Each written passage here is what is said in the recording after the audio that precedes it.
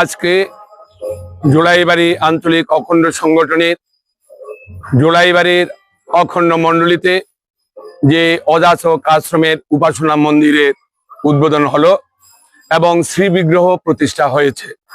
বাবামণি বিশ্বকর্ম যোগ সাধনার মহাকাশের একজন উজ্জ্বলতম জ্যোতিষ্ক।